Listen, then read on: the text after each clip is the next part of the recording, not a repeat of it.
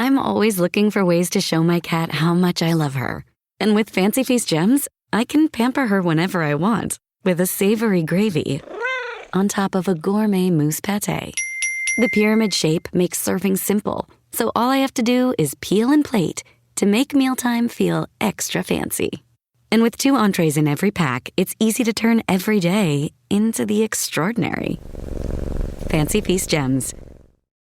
Wish you could become a morning person? You know the type, up before the sun, early morning runs, first one to the office with donuts and a smile. How do they do it? Easy. With the new Galaxy Watch 8, sleep tracking and personalized insights from Samsung Health help you improve so you can wake up to a whole new you. One who, dare I say it, skips the snooze?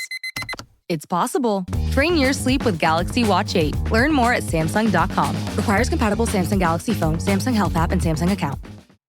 For a limited time at McDonald's, get a Big Mac extra value meal for $8. That means 2 all-beef patties, special sauce, lettuce, cheese, pickles, onions on a sesame seed bun, and medium fries, and a drink. We may need to change that jingle. Prices and participation may vary. This podcast is supported by FX's English teacher. Last year's critically acclaimed series returns to follow Evan, Gwen, and Marky as they vie for their students' divided attention. See why Cosmopolitan called its premiere season a masterclass of comedy, while Glamour raved it's the year's funniest and most heartwarming new comedy series. FX's English Teacher, all new Thursdays on FX. All episodes now streaming on Hulu. This episode is brought to you by Nespresso and Samara Origins by the Weekend Coffee Collection. Introducing Samara Origins. My collaboration with Nespresso is a connection to my roots, to my mother, Samara. Coffee that hits the right notes. It transports you. Crafted with unique notes and bold soaring flavors. Experience a taste that moves you. Nespresso and Samara Origins. Discover more at Nespresso.com. Tom, are you a parody guy or are you a dominance guy? I'm a dynasty guy. Give me Stephen Curry and the Warriors. Give me the Lakers, Showtime Lakers. I'm a big dominant guy. I like dominance too. I want to see the best do their best as often as possible.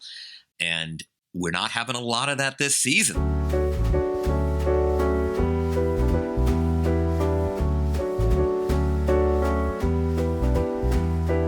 This is Pack Your Knives. I'm Kevin Arnovitz. And I'm Tom Haberstroh. Tom, pursuant to the question I asked you at the top, very interesting development here in Top Chef, Season 19. Had I told you that this week that we would have 2 judges groups, one Evelyn, Jay, and Jackson, the other Buddha, Ashley, and Sam, one of them is Chopping Block, one of them is Top, I think you might have gotten it wrong.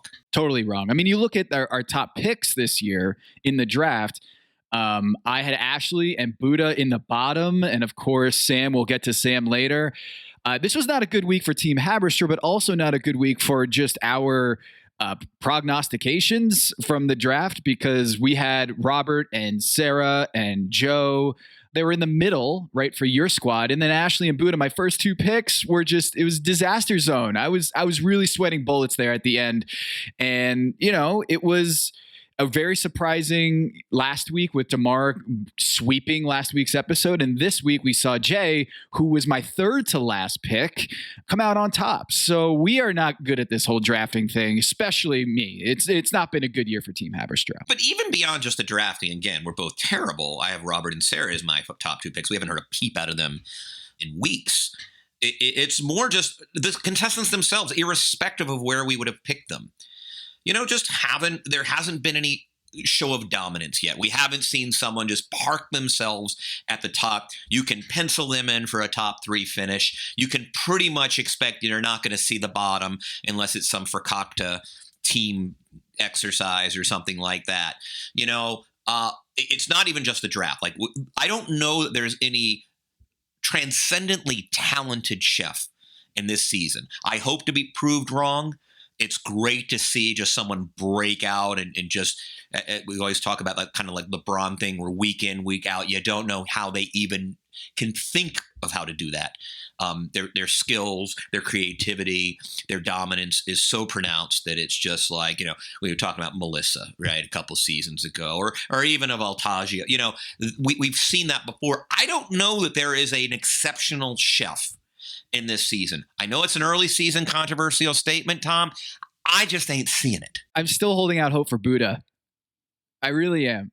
This week, Buddha misfired on his fried samosa. The puff pastry didn't work. I still think that he's got the highest upside of all the people on this season. But Kevin, let's go from the top here on this episode. Really confusing. No quick fire, Kevin?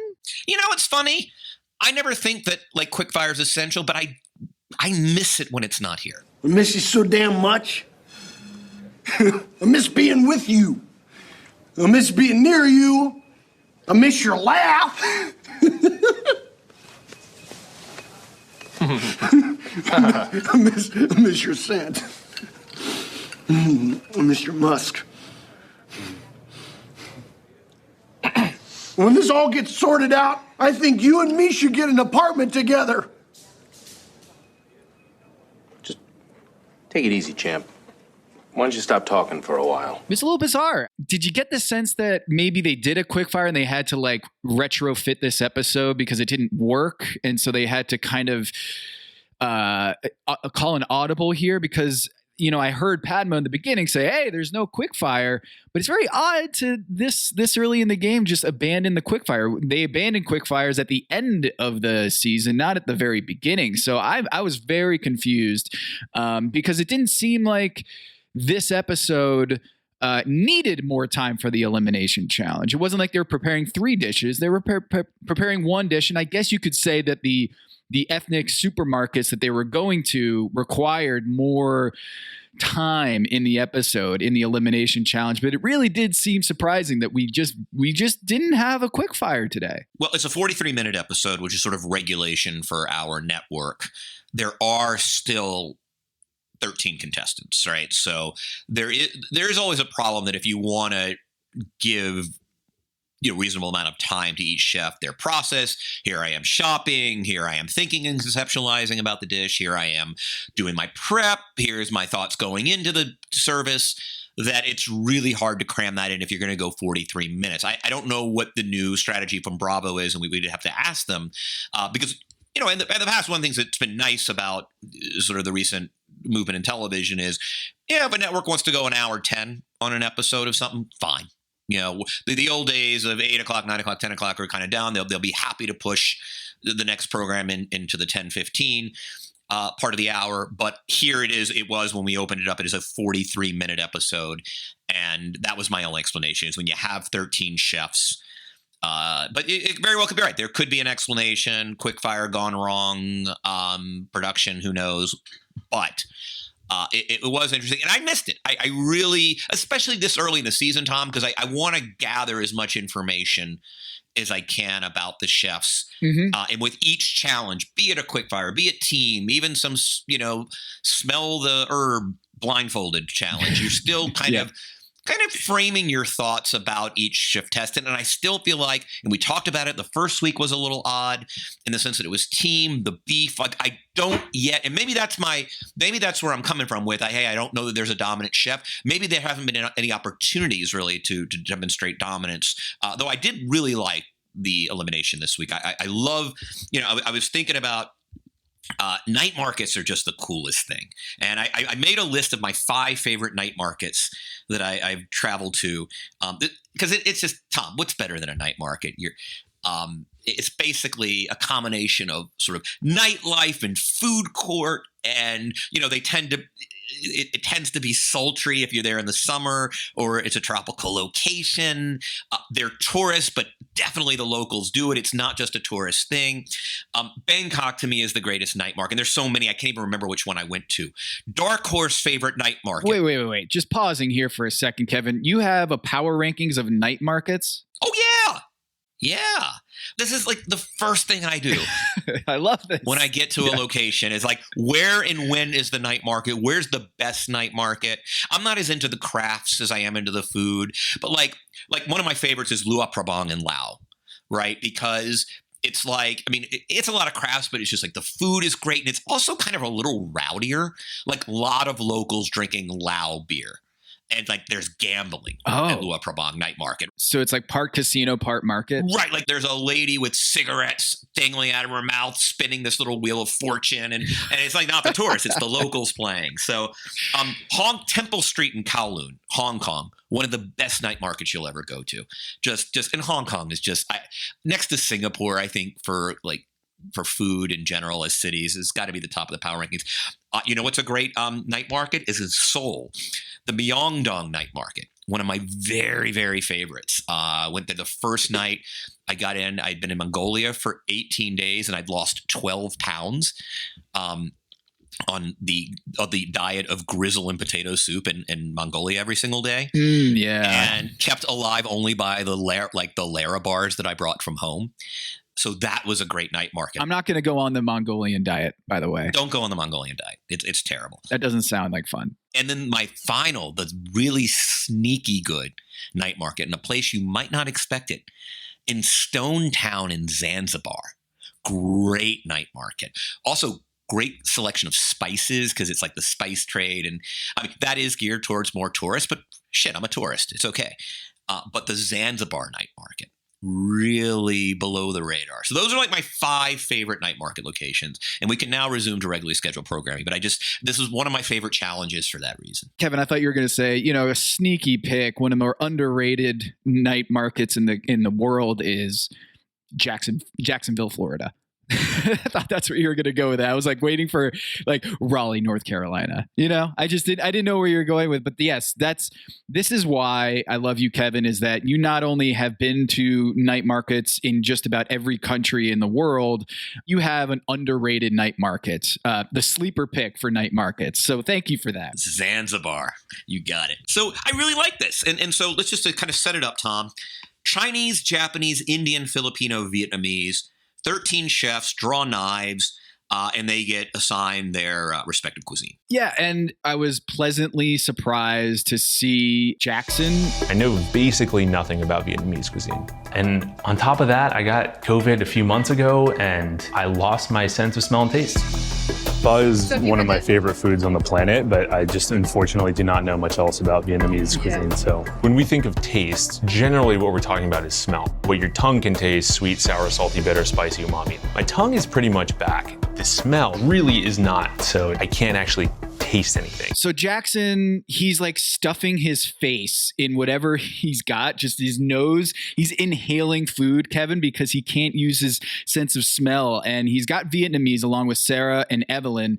What an amazing job by Jackson. It really was just an incredible underdog story of Jackson here. And exactly why you picked him is that even though he doesn't have his sense of taste, he doesn't have his sense of smell, he gets Vietnamese food, something that he doesn't have much experience in eating. Or I mean, he had a little bit maybe, but he really did a nice job here. I was feeling really bad for him initially, but he came with it today. Yeah, no taste buds, no problem.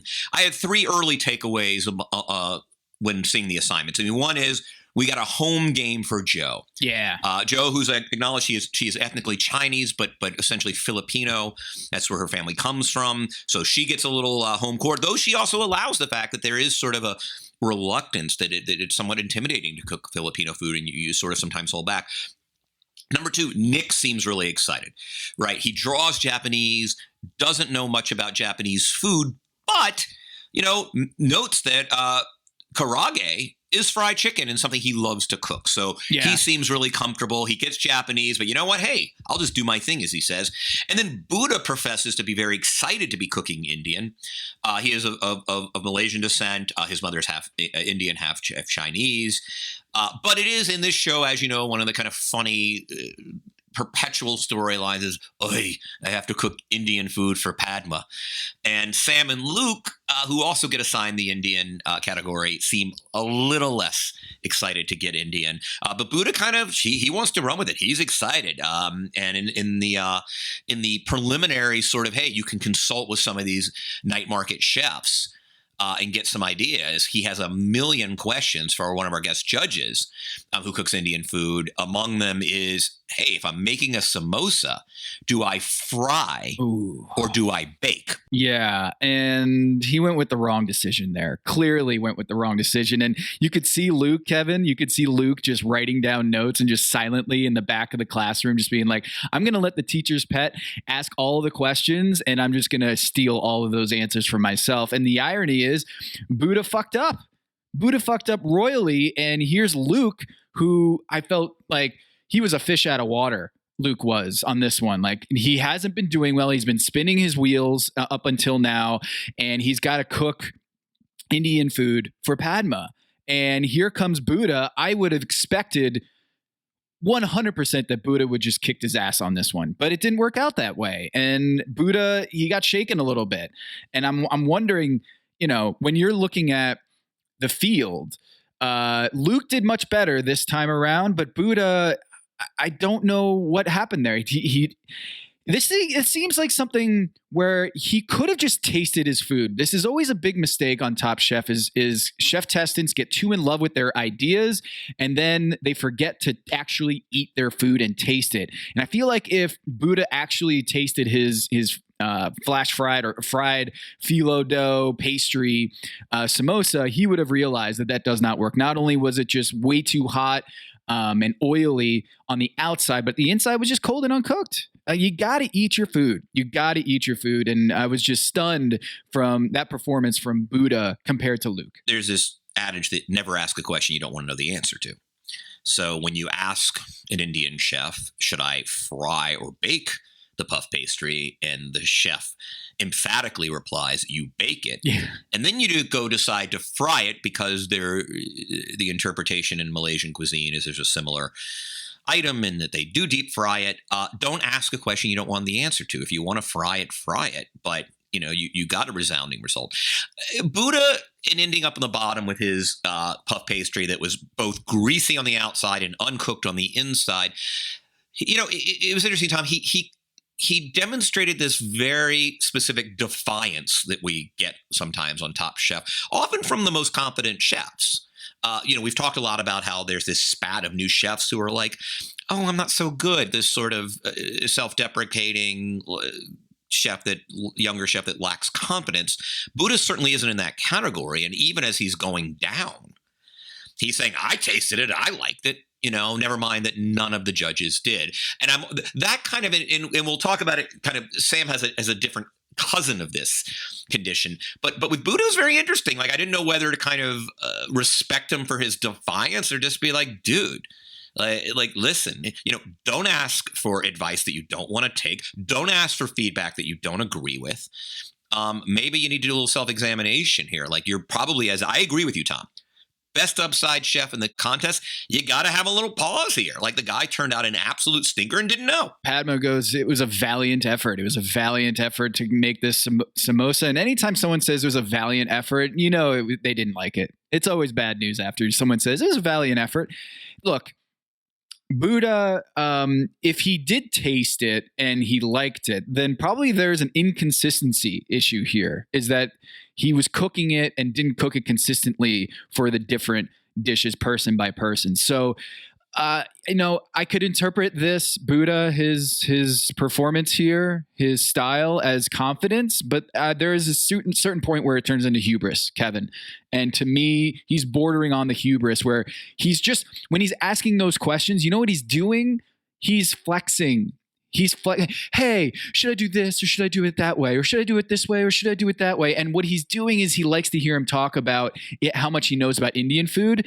And he wasn't interested in the answers, because if he was interested in the answers, then obviously he would have done baking and not frying. The most disappointing chef of the week for me, a chef on your team, but one I really like a lot, is Ashley. Yep. And it was disappointing for two reasons. And one is it was entirely uncreative. I mean, just an absolute, even before I didn't know she wasn't going to execute it well, I was snoozing Oh, yeah. I'm going to take some top sirloin, kind of coat it in some potato starch and fry it. And then I'm going to take this daikon, like Tom. I mean, listen, I know Japanese cuisine can be a little simple in its sort of conceptions and whatever. Yawn. I was falling asleep as she was explaining what she was going to do. Like the judges are sitting there, sort of listening to her, and they look bored just listening. She sounds bored talking about it. And as if that's not enough, she doesn't execute it. Like, Tom, I'm a really elementary Japanese chef. I mean, I'm talking like novice upon novices. Yeah, a little salt, sugar, and vinegar is what you do with your daikon. I mean, pickled daikon is about as basic an ingredient as you can get. Kevin, she put a Rubik's Cube of daikon on her skewer. I mean, what is going on? You knew that sirloin was going to be stringy and chewy. I could see it from a mile away. The judge even warns her. These consultations with knowledgeable people who know your cuisine are only useful insofar as you actually listen to them. And I was just floored because I think in terms of upside, like I've really been interested. I was very disappointed you nabbed her, with your 2 and 3 picks. And I thought in some ways, though she didn't go home, she was the most disappointing chef. At least Buddha, for all of his just delusions, yeah, he tried to do something interesting. She tried to do something boring and couldn't even execute it. Yeah, that was extremely disappointing. I'm going to do a Malay style beef. How are you cooking it? I've got some sweet potato starch, and I'm going to coat it in sweet potato. Oh, I see your face.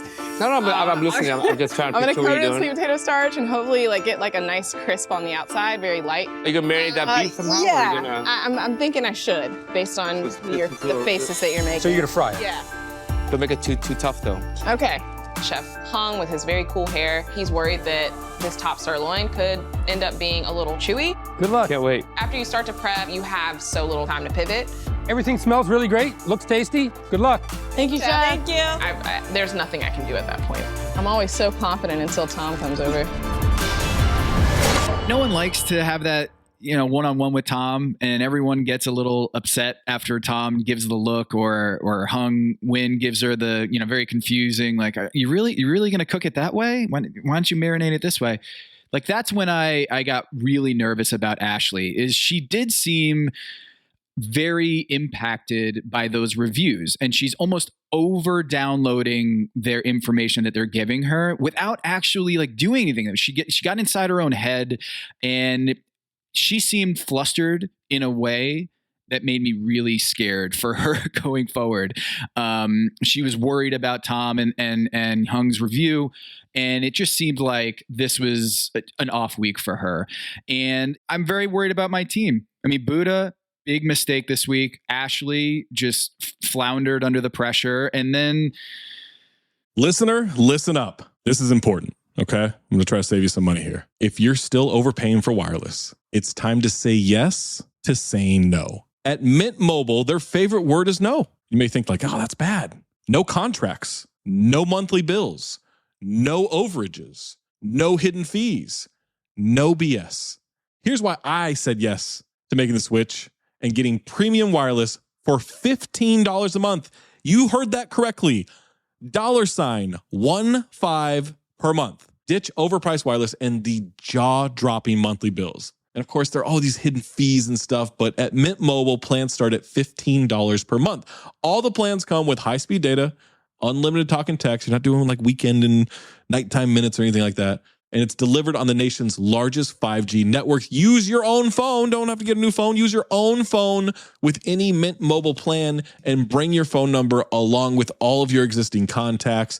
I switched months ago. People have asked, did you actually switch? Yes, I actually switched months ago, and I don't know what to do with all this extra money. I've cheated the system here. I've rigged something. This is an Ocean's 11 situation where I'm stealing wireless from Mint. That's how good a deal it is.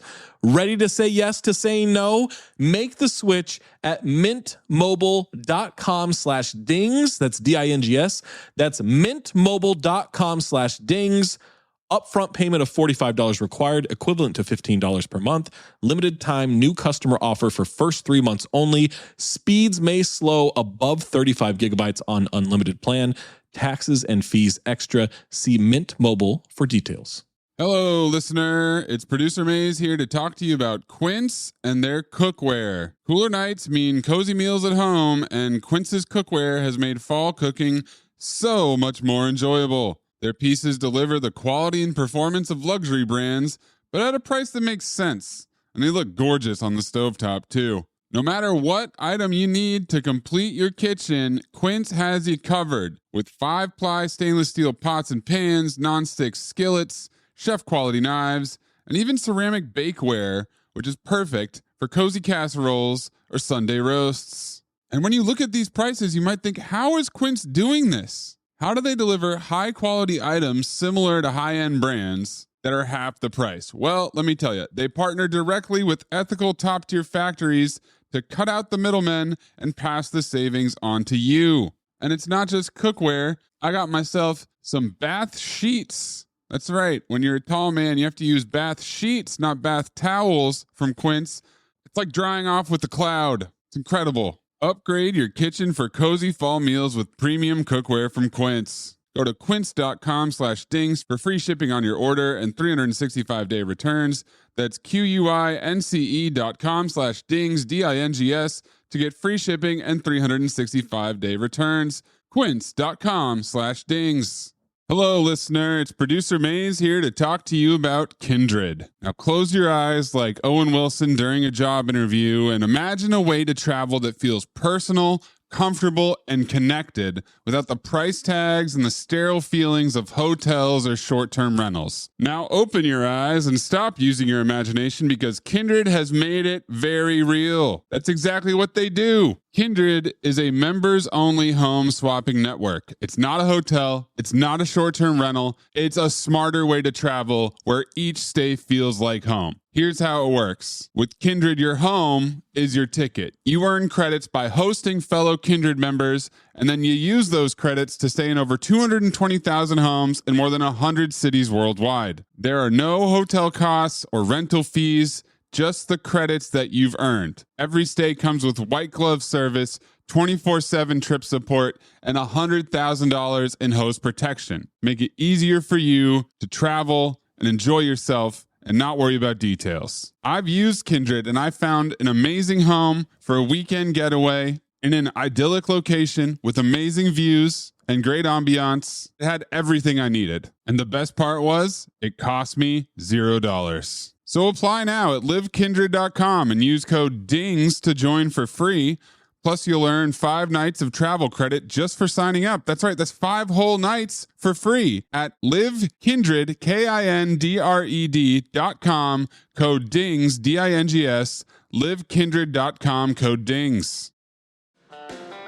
This episode is brought to you by 20th Century Studios' new film, Springsteen, Deliver Me From Nowhere, starring Golden Globe winner Jeremy Allen White and Academy Award nominee Jeremy Strong. Scott Cooper, the director of the Academy Award-winning movie Crazy Heart, brings you the story of the most pivotal chapter in the life of an icon, Springsteen, Deliver Me From Nowhere. Only in theaters October 24th. Get your tickets now. The family that vacations together stays together. At least, that was the plan. Except now, the Dastardly desk clerk is saying he can't confirm your connecting rooms. Wait, what? That's right, ma'am. You have rooms 201 and 709. No, we cannot be 5 floors away from our kids. The doors have double locks. They'll be fine. When you want connecting rooms confirmed before you arrive, it matters where you stay. Welcome to Hilton. I see your connecting rooms are already confirmed. Hilton, for the stay. I guess we have to talk about it. Sam. Dude, I f***ed up. I have potatoes on the stove. My dish is called Sam Aloo. Sam with potato. Woo! Woo! Yeah, before we get to Sam, I want to talk about Hung, who you mentioned, who was the guest chef, a very early winner in Top Chef. What's interesting about him is he's had a very uninteresting career since then.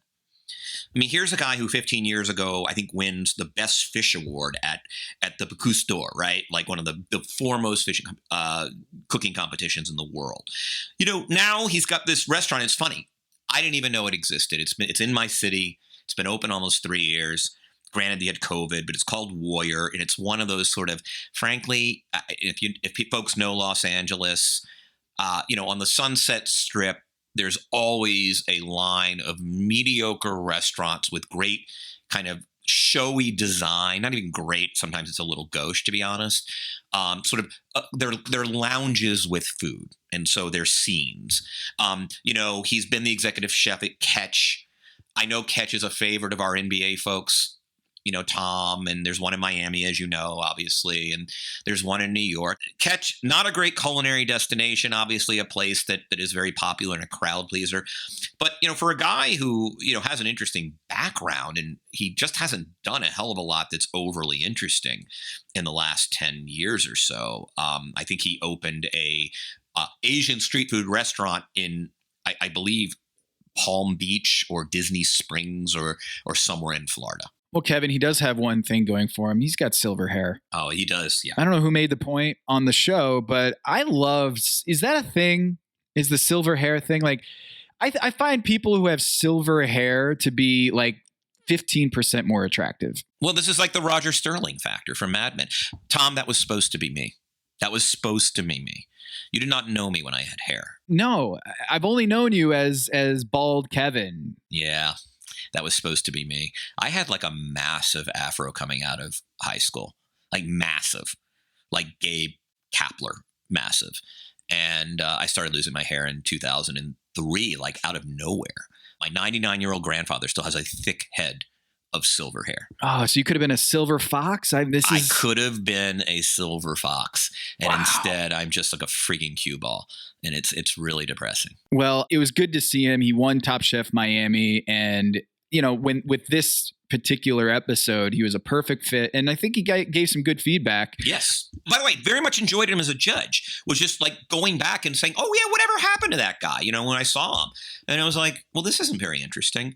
But by the way, life is young. He's in his early 40s. There might be great work ahead. I'm not here to kind of drag him. I just was disappointed to see I didn't even know Warrior existed. It's the restaurant in Los Angeles. It has a vegan menu. I should go check it out.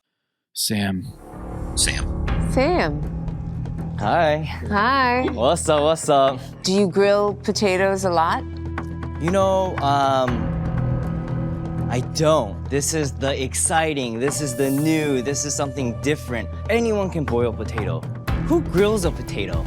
Exactly, Sam. No one grills a potato. Would you ever grill a potato again? After this? Hell no. Oh, Sam. Sam, I think you should stick to teaching kids about food because this ain't your thing.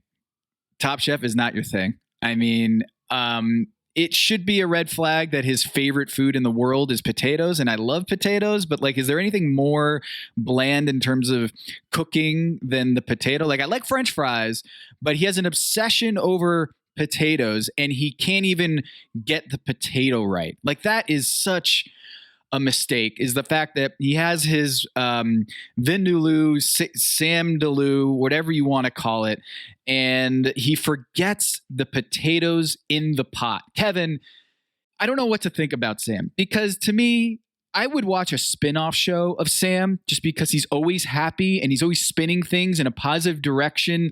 And you always want that cheerleader in your life that just will always be positive and give you that energy. And also, Sam needs a whole lot more positive energy because it's not going right for him on this show. And when he puts the potatoes in the pot and then forgets about them, holy shit, what a disaster. When the dish is supposed to be very potato forward. And then he grills the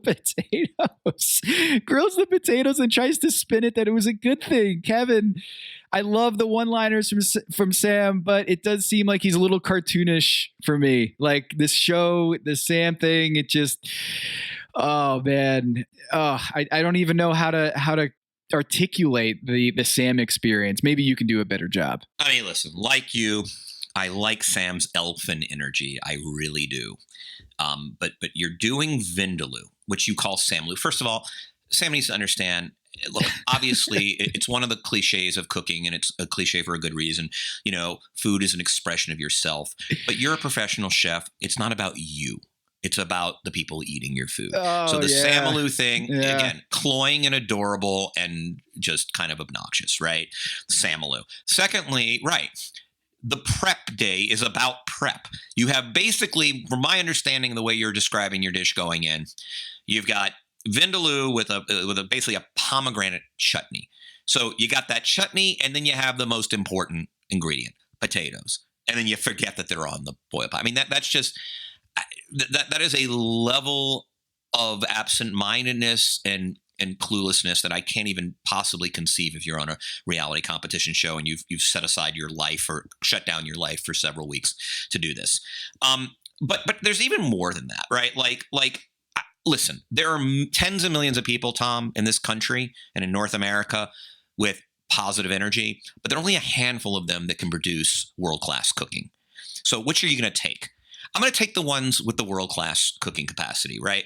He also indulges one of my least favorite brands of sort of, and it's not just about Top Chef. I mean, it's everywhere in the world. These people who are like, I'm pushing boundaries. You don't like a grilled potato? Never mind that potatoes should never be grilled. I mean, there's no fat really in a potato. It's just starch, like you're just drying and dehydrating the thing out. Like, no, I'm pushing back. Yes, there was supposed to be sunchoke puree on this dish, but I thought I'd push boundaries and use spackling paste because that's pushing boundaries. There's this entire, can I just go old man for a second, Tom? Go. You know, there's this entire movement in the culture. I'm seeing people doing unfunny comedy saying, I'm pushing the boundaries of comedy by not making it funny, right? Like it's one of my least favorite sort of artistic tropes that you're pushing boundaries. Yes. There's this new movement in cuisine, Tom. It used to be that cuisine tasted good, it was good. But no, that's too, I'm going to go slate pitch, right? Like now there's this great new movement in food, Tom, where the food tastes like shit because we're pushing boundaries. I've had enough of this good tasting food, right? That's boring. Anyone can make good tasting good food. I'm going to make good food that tastes like shit.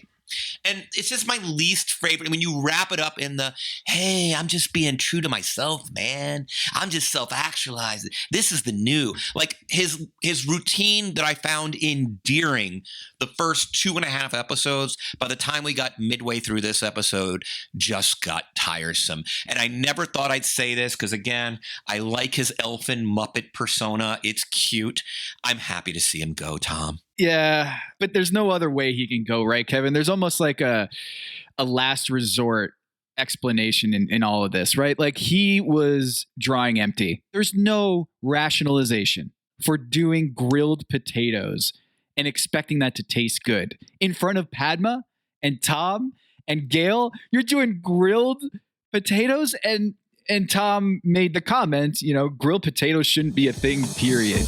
What are you making? I got inspired yesterday when I found out aloo meant potato. So I was like, oh, if I put my twist on it, Sam's take on a potato curry. So Sam aloo. Sam's potato. Sam's potato. Very sweet. Okay. So today I'm making Sam aloo with a chutney made with grapes, pomegranate, mint, and cilantro. Did you steam the potatoes or did you boil them? No, the potatoes. I thought to myself, I need to put on a show. I need people to smell what I'm cooking. So I just grilled it. I seasoned it nicely with oil, salt, just grilled. Okay, thank you so much. Thank you.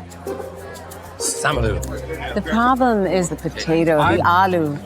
The aloo is undercooked, and grilled potatoes have nothing to do in a potato curry. Yeah. The reason shouldn't be a thing, period. Yeah. When you make curry, all the flavors, the spices go inside the potato. It's confusing. Yep. And Padma also had this amazing, okay, when he's like, everyone needs to see a show. And Padma's like, if I could just bottle up that response from Padma, okay. Just so like, no, this is not working. Sam, yeah, he's someone that I think I was glad to see on the show as a certain comic relief here in the early going. But it really just seemed like he was amateur hour. Like that dish that he produced, Kevin, felt like one of his kid students making that dish. He did not seem like the expert, the culinary expert here. It seemed like some kid, a 5-year-old on Top Chef Junior. I don't even think that would have placed in the top 3 on Top Chef Junior. Tom, I've said it before, and my heuristic will always be, especially early in these Top Chef seasons, if me, Kevin Arnovitz, wouldn't have been eliminated, something's wrong. Yep. I firmly believe that while I probably finish on the bottom in this challenge, I think I could have beaten Sam. And to me, that's the great standard, right? Like, you know, if I wouldn't be sent home, something's wrong. Like, and that's the thing. And I going back to the top of the show, one of my concerns about this year and this season is that we're not going to see the depth of talent, that we're not going to see just like the blow me away. Oh my God, how did anyone even think to prepare that or conceive of that dish? But let's talk about there were some really good dishes here. And I'm very excited about Evelyn. We'll start with her. She did a really gutsy dish in this sense. Is anyone really excited about poached chicken salad? On a sesame crisp? Yeah. Right, because think about it. You've got these like, Robert's marinating, chicken thighs, and everyone's got these really rich, savory. Everyone's talking about big flavors. Poaching chicken is a great way to get kind of clean, like if you do Hainanese chicken, Singapore style. But it's chancy in the sense that you're not locking in a lot of flavor there. What you're basically saying is I'm going to use this chicken as a canvas to do other things, and that's chancy in a challenge where there's a lot of really interesting flavor going on.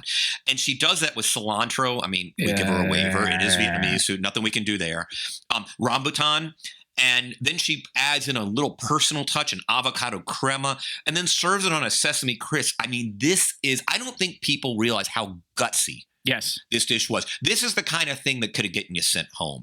And not only does it not get her sent home, it gets her on the top 3. I'm really excited for her. There seemed to be, it's funny, she has a real kind of hopeful energy, not unlike Sam in many respects, but to me, it's much more channeled into process of making good food. And so Evelyn's one of my feel-good stories of the week, and really I think sort of emerging as one of my feel-good stories of the season. Yeah, the hometown hero. If I just described the dish to you, Kevin, chilled chicken salad on a sesame crisp with an avocado crema, you'd be like, wow, that's going to be bland. Yeah.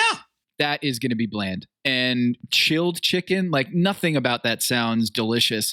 And here we go with Tom saying, I want another one. I always feel like you don't want to be the first one to go, because I feel like they're going to mute their response, like the first one to be eaten by the chefs, because I kind of feel like they're going to not be too high or too low on a dish because it's the first one. They don't want to come out too hot or cold on a review. But Tom just goes over the top and he's like, I wanted another. I want another. I want another. And so I was pretty surprised by that. And right off the bat, man, it seemed like this was going to be probably the best elimination challenge we've seen in a long time. They had Evelyn's, the chilled chicken salad on the crisp. Then he had Luke with the big upset. Luke coming in, giving Padma a crab and corn samosa with a spicy fig and tamarind sauce, and got the thumbs up. Yeah, I mean, Tom, I was going to say, I've been hard on Luke. First of all, just looking at the 14 dishes without even tasting them, that's the one I would have wanted if you only allowed me to order one. A crab and corn samosa with a spicy fig tamarind sauce, and then a little hint of mint, which is so smart. I've been like, one of the things I've come to appreciate in the last couple of years in the COVID cooking movement of my life is just like mint can do a lot of cool things to sort of, just either moderate a dish or give it freshness. And I really like Luke conceptually. I've been hard on him, and I've had some fun at his expense in the first couple of weeks, but I loved the way this dish was conceived. It was what I wanted to eat of the 13 dishes. And I have much respect. I mean, having to do Indian for Padma, it was good to see him, because I really do like his, the descriptions of his dishes are always things that I would be drawn to. He just hasn't executed. But I was really happy to see that. Am I right to say, Tom, that I always like when there's a lot of contestants to say, we know who our top 3 were. They were Evelyn, Jay, and Jackson, but I had it also on my card as if the next three were going to be Luke and DeMar, probably 4-5 or 5-4, with Nick probably finishing 6th. Is that what you had, kind of? I don't know. Have we talked about this, doing our own card here? Because going into the final judges table, I had Jay, Jackson, and DeMar as my top 3. Right. But right behind them, I was thinking about Nick and I was thinking about Luke. So those 6 were kind of the winners in terms of they had dishes that were beyond reproach, of different quality. Let's talk about Nick here, because Nick, he draws Japanese food, and I think he or DeMar made a joke about how he's, it's not his specialty. And I looked up for Nick, Kevin, U.S. Japanese population percentage by state in the United States. So I looked up where Mississippi ranks in terms of Japanese population. Right. So let me guess. I love these games. Now, obviously, Hawaii is number 1, first and foremost. Yes, Hawaii is number 1 with 14% of its population Japanese, and by far number 1. I would imagine that the next 2 are California and Washington State. Wow. Ding, ding, both. 1 Hawaii, 2 California, 3 Washington State. Wow. And then after that, I maybe Nevada. Maybe that's number 4. Yep. Oh, this is great. Okay. All right, hold on. And then after that, I have no idea. It'd be like Oregon or maybe New York. 4 Nevada, 5 Oregon. Oh, okay. So could I go to 6? Okay. Let's go 6. Okay, so let's see. It would be the Arizona, New York. I'm going to guess New York. Number 9. Oh, that was amazing. You went, wait, 6, you 7, went 8. 5 for 5. All right, so here we go. This is USA.com. I don't know if this is just the first thing popping up. Maybe this is not. Maybe this is all fake news. But it looks, based on US. This is 2010 data. It goes 1 Hawaii, 2 California, 3 Washington, 4 Nevada, 5 Oregon, and then a 2-way tie. You have Colorado and Utah. Western United States, yeah. 8 Alaska, 9 New York. Oh, that makes sense. And then that's also tied with DC. So DC's in there as well. Okay, yeah. All right, so that was the top 10. The lowest Japanese population in America by state. The state with the lowest Japanese population is Mississippi. So Nick comes in with a decisive disadvantage here, using that as a rubric. And man, the fried Karaji, he nailed it. Absolutely nailed it. Nick, one of our last picks in the draft. He's on your team. You got to feel really confident about him. Yeah. I mean, competent chef here, right? DeMar also in the sort of, along with the sort of the early, we talked about Luke, we talked about Nick. DeMar is sort of a non-top 3 finisher who did well. Yep. He did a smoked ham hock miso soup, which is brilliant. That dish number 1 on my menu. Togarashi, which is is a lovely, when you go to the Japanese izakaya, and that's that little red pepper tube, with the small spout, that is togarashi. So he did that. So those are kind of our top 6, but obviously our winner, Tom, did not see this coming. Whew. From your team, Jay. Yeah, Jay seemed like I was a little worried about the Katsuji effect here. Is that Katsuji just kept throwing ingredients in there, and he had 30 ingredients and it was just too much going on. Jay seemed like she put the kitchen sink in this dish and it all worked. It was brilliant. She did the stir-fried noodle with Korean melon, the sausage and ramen, and she gave a little bit of her hometown flavor with the Korean melon, which really surprised the judges. And I kind of love that about this, is that she brought some of that Korean food in this Chinese dish. She loved going to the market and seeing that and putting it into the dish, a little bit of her own story in this. I mean, we might look back on this dish as being one of the top dishes of the season, because I think it not only tasted good, but it brought in the actual narrative of her. And yeah, I was really excited to see this one. What was interesting is she's the only person who did noodles.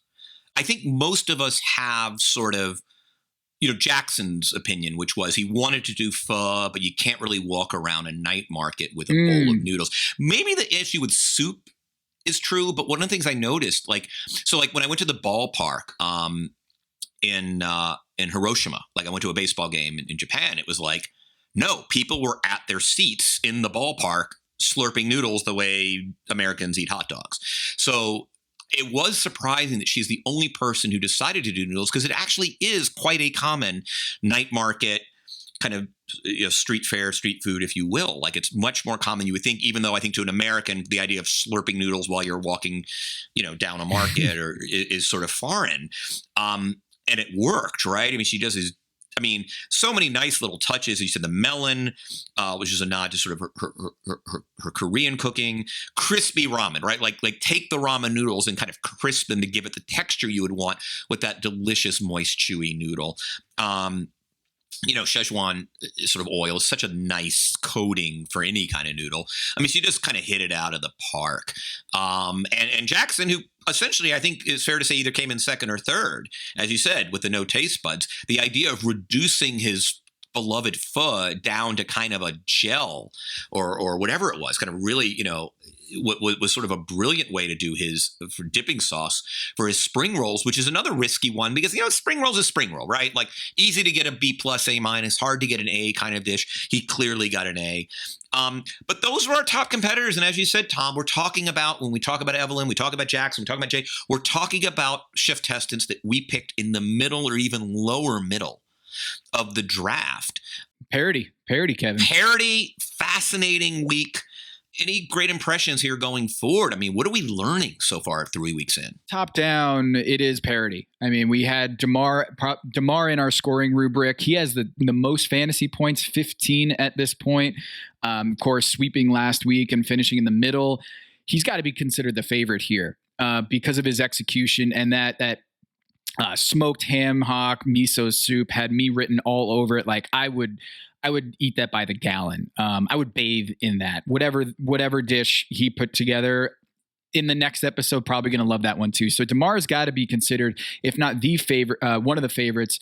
He's got to be the favorite going forward. I agree with you. I want to jump into Damar. He said something interesting, which was he doesn't know a thing about Japanese cooking. That might be true, but I don't know if there's a chef in the competition who knows more intuitively about umami. Yeah. And we've seen in every one of his dishes, Japanese or non-Japanese, the guy just understands how to tap sort of the broad palette of savory.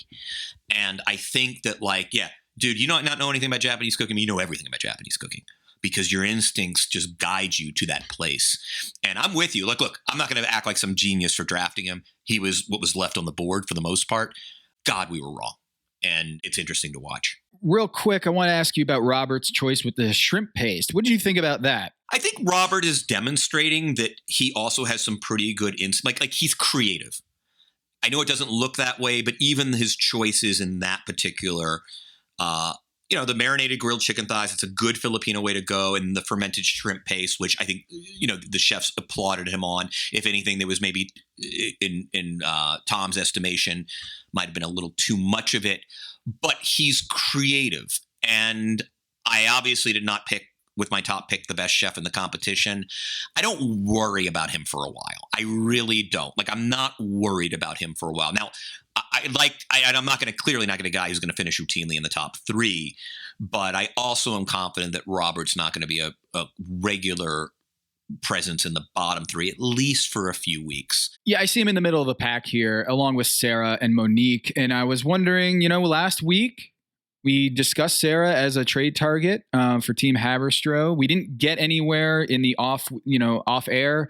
But I'm wondering, Sarah, what would it take for Sarah to come over to Team Haberstroh? Is anything? I mean, I have Ashley, Buddha, Luke, Monique, and Jay left on my board. Would you take Monique for Sarah straight up? Not right now. Monique kind of, it was very funny you say that, because as I was watching, be honest, Tom, I don't want to share my hand, but I was very much scouting Monique this week, quietly, so as not to. You had a couple scouts on the road? Yeah, and I thought she made an odd choice, and it's not the rice cakes, which I think are actually kind of lovely and can be silky and chewy and a great street food. What I got from the judges is she did not stir fry that stuff together with the pork belly, pea sprouts, and fermented beans, right? By the way, a really fun, interesting dish, but somehow that was an odd choice to me. Not the dish itself, but apparently if she did not kind of, saute it together in a big wok or some kind of mechanism. Like she just didn't, it wasn't unified as a dish. And I thought that was very strange. I mean, the question you're basically asking me is at this point forward, who do I think will have more points, Sarah and Monique? Sarah, on the other hand, does give me pause, and I will tell you why. I mean, even though I'm kind of betraying we're doing a show for our listeners, so I have to kind of give up a little more of my thought process than I would to a trading partner. But, you know, she's got some bad judgment, not in the sense that her food is bad, because they actually liked her charred heart. I mean, I love like chicken hearts and beef hearts are just wonderful to prepare. And I've got a recipe here that I've used over the years. With a marinade with annatto seeds that I love to do, kind of Peruvian style.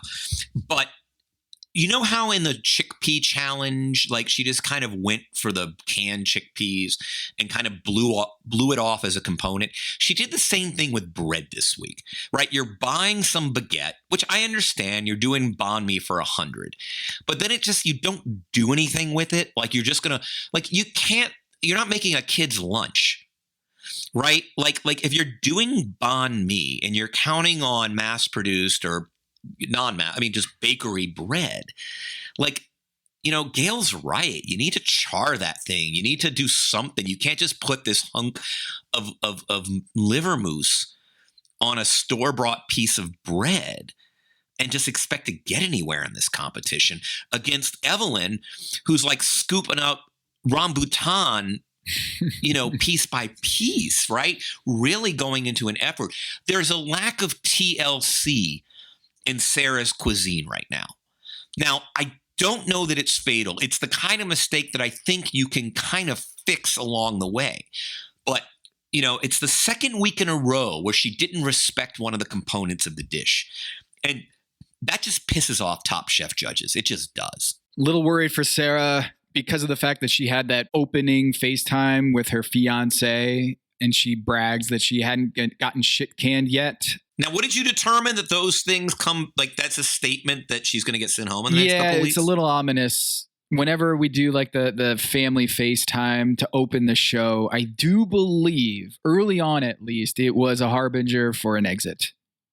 So, you know, I got a little nervous about that because, you know, I did try to trade for her and I thought maybe you might have hit me with a text like, you know what, I'm going to trade Sarah. And that didn't happen. So she didn't get sent home, but I'm still a little nervous because once you do the little family callback, it feels like your days might be numbered on the show. Bring that out really early. So Sarah, Monique, straight up, you're still no. Would you trade Jay and sell high on Jay? So you're saying sell high. I know what you're doing here. Hey, I'm not getting those points. You get those. You get to keep those points, Tom. Yeah, I still like Jay. No, I'm gonna sit. Damn, you know what? You would have done that shit last week. Yes, I would. Yeah. Yeah. I would have.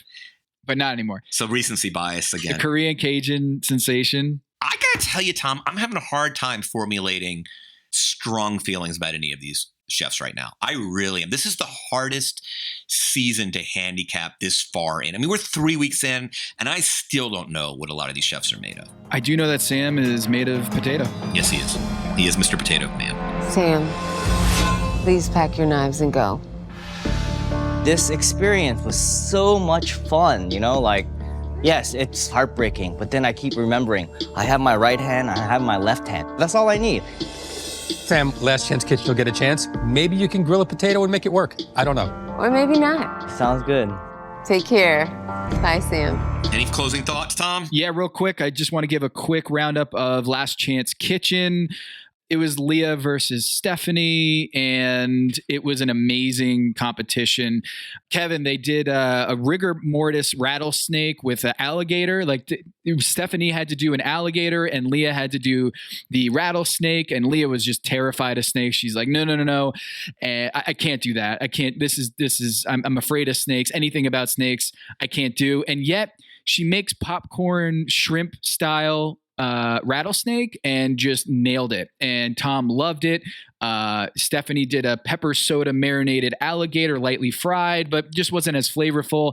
So Leah, whoever would have thought, Last Chance Kitchen. Leah comes back with a rigor mortis rattlesnake popcorn style and pulls out the victory. She moves on, but of course in our scoring system, as Maze, our producer, pointed out, what happens? Leah's kind of the orphan on our Top Chef fantasy teams because she was not drafted, but she gets 1 point for, you know what? Maze, you get to have Leah. That is your team member. She gets back onto the show on Last Chance Kitchen. She might win the whole damn thing. She wins the first round against Stephanie. Leah will face Sam next week in Last Chance Kitchen. We'll have the recap next week. But yeah, total parity, total open race so far. 3 weeks in, we have Robert winning, Damar winning, and Jay winning.